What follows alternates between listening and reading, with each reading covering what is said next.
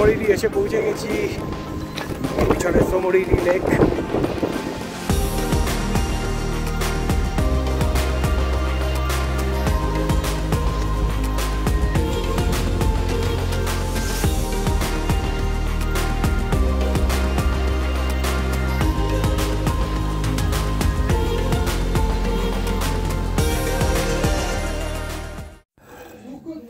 Good morning from এটা কোথায়? হানলে।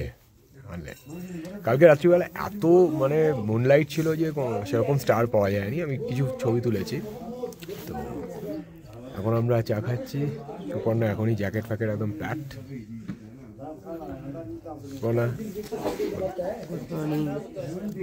Pack করতেই হবে, ঠান্ডা লেগে যায় যদি।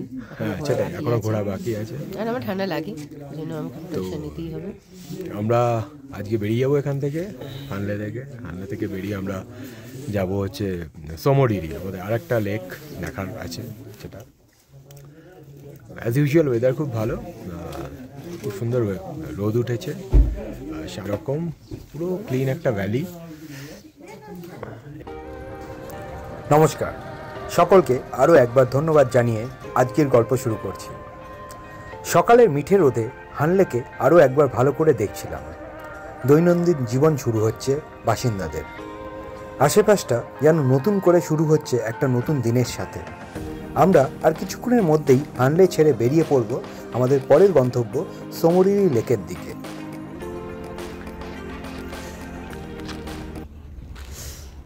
হানলেতে ট্যুরিস্ট বেশি আসে কিন্তু হোমস্টে কম। হোমস্টে খুব বেসিক হানলের হোমস্টে খুবই বেসিক। কয়েকটা আছে, দু একটা আছে একটু ভালো, আদারওয়াইজ সবই খুব বেসিক হোমস্টে। হানলে আমার মনে হয় আসলে সবার বুক করে আসাই ভালো, কারণ যেহেতু উমলিংলাটা হানলে বেস পয়েন্ট হয়ে গেছে তাই খুব ডিমান্ডে, কিন্তু সেরকমভাবে স্টে অ্যারেঞ্জমেন্ট নেই। আমরা অনেকেই রাত্রিবেলা দেখলাম যে মানে রুম পাচ্ছে না, তো একটু বুক করে আসাই ভালো, বিশেষ করে সিজন টাইমে। আদারওয়াইজ হানলে একদম খালি জায়গা।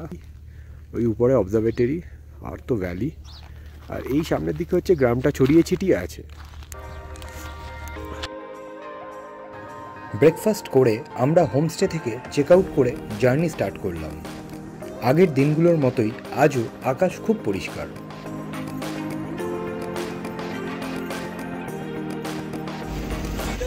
বেরিয়ে পড়লাম আমরা হানলে থেকে।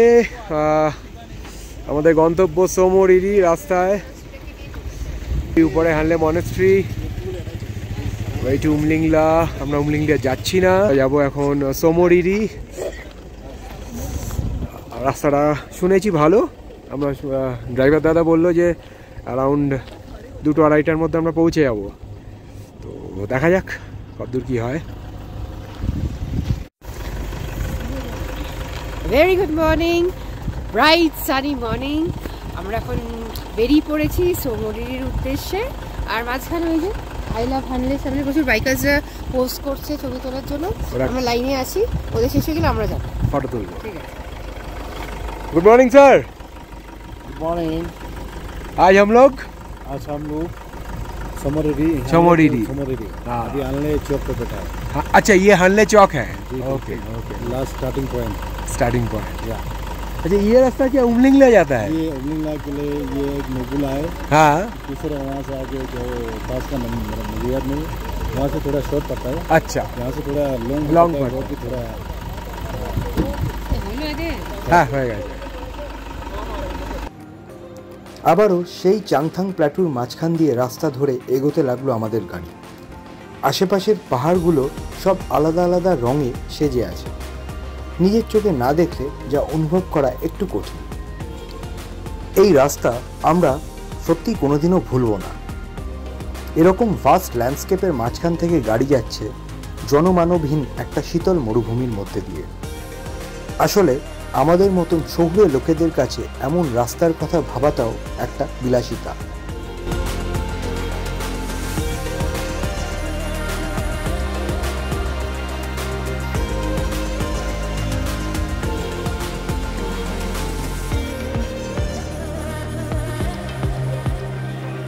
এরপর ইন্দাস নদী আমাদের পাশে রাস্তার সঙ্গী হলো। এই ইন্দাস নদীকে সঙ্গে করে চলতে হবে আমাদের মাহে পর্যন্ত। লাদাখের ল্যান্ডস্কেপ সারা ভারতের মধ্যে একটু অন্যরকম।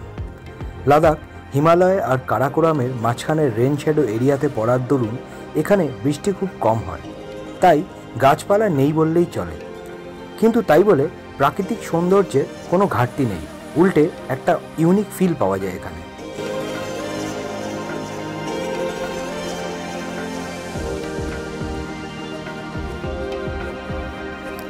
গল্প আড্ডা আর বাইরের দৃশ্য দেখতে দেখতে আমরা মাহে পৌঁছে গেলাম। এখানে মাহে ব্রিজ পেরিয়ে বাদিকে আমরা চলে যেতে হবে সোমরিরির দিকে। মাহে ব্রিজের অবস্থা খুব একটা ভালো না, বেশ নড়বড়ে, একসময় একটাই গাড়ি পাস করে। মাহে ব্রিজ পার করে ওপারে পৌঁছানোর পর ল্যান্ডস্কেপটা আবার সেই চেনা পরিচিত লাদাখি শীতল মরুভূমি শুরু হয়েছে।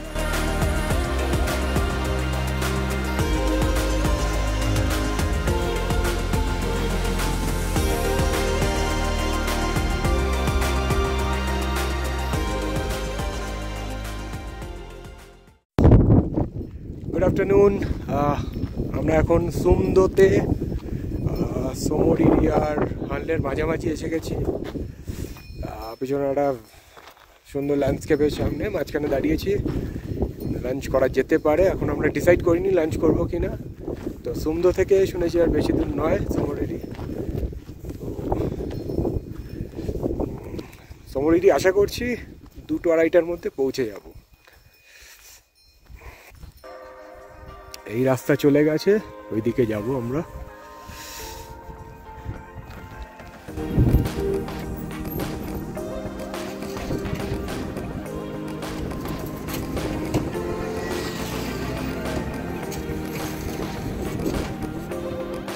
সুমদো পেরিয়ে কিছুটা গেলে একটা সুন্দর লেক পড়ে, যার নাম কিয়াগার সো বা লেক কিয়াগার। যারা এই রাস্তায় গেছেন তারা বুঝতে পারছেন আমি কোন লেকের কথা বলছি। লাদাখের আর 5টা লেকের মতোই অদ্ভুত টার্কুইজ কালারের এই লেককে বেশ কিছুটা দূর থেকেই চোখে পড়ে।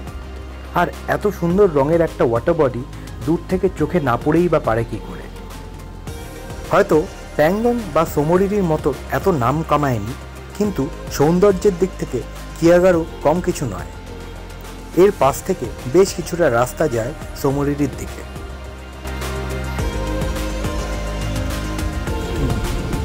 एक बार ये जगह पर खड़ा करेंगे, रास्ता में बैठ के फोटो लेना था।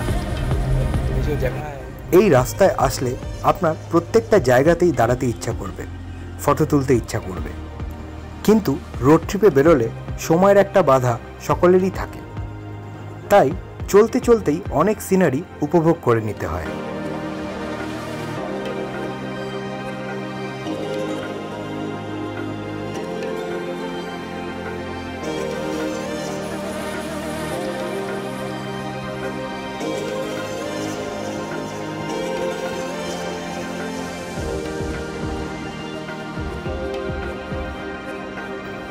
কিছুটা অফরোড অতিক্রম করার পরে চোখে পড়ল সেই ফেমাস, অনেক গল্পে শোনা, অনেক ফটোতে দেখা Tso Moriri lake. Deep Robin blue কালারের একটা প্যাচ। হ্যাঁ, আমরা পৌঁছে গেছি সোমরিরির কাছে।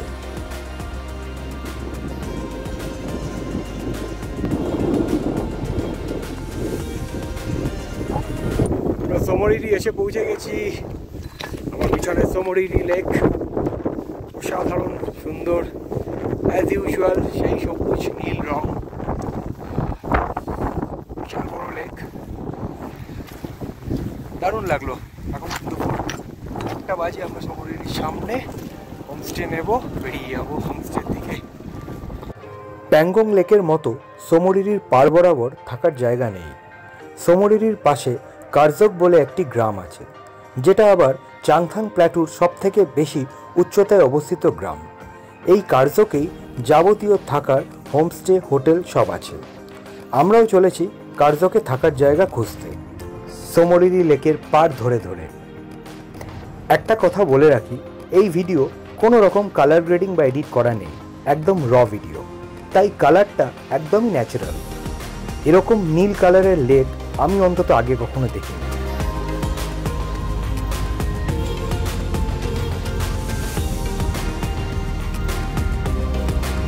পৌঁছালাম কার্জক, পাহাড়ের কোলে ছোট্ট গ্রাম। তিব্বতী চাংপাদের বাস, ছড়িয়ে ছিটিয়ে বাড়িঘর আর একটা মনেস্ট্রি। পুরো কার্যক থেকেই সোমরিরি দেখা যায়। সোমরিরি একটি রামসার সাইট হওয়ার জন্য লেকের পাশের ওয়েটল্যান্ডটা সংরক্ষিত আছে। ওখানে কোনো কনস্ট্রাকশন করা যায় না, তাই একটু দূরে এই কার্যক গ্রামেই গড়ে উঠেছে যাবতীয় হোটেল, হোমস্টে আর কটেজ। আপনারাও সোমরিরি আসলে এই কার্যকেই থাকার চেষ্টা করবেন। আমাদের ড্রাইভার দাদা বললেন কার্যকে এখন অনেক নতুন নতুন কটেজ গড়ে উঠেছে, তাই থাকার কোনো অসুবিধা হবে না।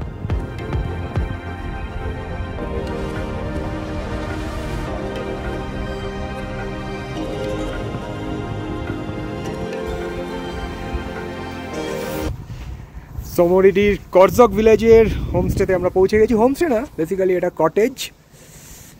ওই আমার পিছনের ওই গ্রামগুলো হচ্ছে করজক, আর এই নিচে এসে এখানে কটেজ। এটার নাম snow leopard cottage. Snow leopard cottage, এটা ডাইনিং হল, এটা রিসেপশন, আর এইখানে এই কটেজগুলো, উপরে গ্রামটা, আর ওইদিকে লেক। কটেজটা মোটামুটি এটাই আমাদের ঘোরার লাস্টে। কালকে আমরা এখান থেকে বেরিয়ে যাবো লে। কটেজটা আমাদের ভালো লেগেছে, মানে সোমরিরি মানে এরিয়া অনুযায়ী যা ফ্যাসিলিটি এখানে আছে, কটেজটা বেশ সুন্দর, ভালো। আমরা এসে পৌঁছে গেছি অ্যারাউন্ড, এখন কটা বাজে, 1:45 মতন বাজে, সে পৌঁছে গেছি। ভালো লাগলো। এরপরে আমরা একটু সোমরিরির কাছে যাব, ভিউ দেখবো, আপনাদেরকেও দেখাবো। ভালো জায়গা।